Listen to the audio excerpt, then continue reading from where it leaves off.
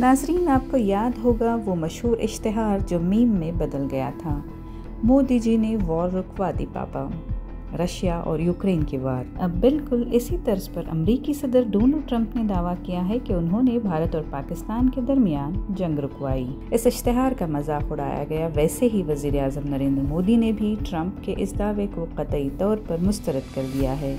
उनका कहना है कि जंगबंदी दोनों ममालिक की अफवाज के दरमियान बराह रास्त बातचीत का नतीजा थी। अमरीका का इसमें कोई किरदार नहीं था। ट्रंप और मोदी के दरमियान 35 मिनट की फ़ोन कॉल में ये बात वाज़ेह की गई, जिसकी तस्दीक खारजा सेक्रेटरी विक्रम मिस्री ने भी की। उनका कहना था कि बातचीत की पेशकदमी पाकिस्तान की जानिब से हुई थी और ये कायम शुदा फ़ौजी ज़राए से हुई है। इस वज़ाहत के बावजूद ट्रंप ने दावा बरकरार रखा कि उन्होंने तिजारती ताल्लुकात ख़त्म करने की धमकी देकर जंग रुकवाई है। मोदी ने उसी दावे को मुस्तरद करते हुए कहा था कि पहलगाम हमले के बाद ऑपरेशन सिंदूर अब भी जारी है, जिसका हदफ पाकिस्तान और POK में दहशतगर्दी के ठिकाने हैं। मोदी ने ट्रंप की अमरीका में मुख्तसर क़याम की दरख्वास्त को भी मसरूफियात के बायस रद्द कर दिया है। अलबत्ता अगले क्वाड इजलास में शिरकत की दावत दी, जो ट्रंप ने कबूल कर ली।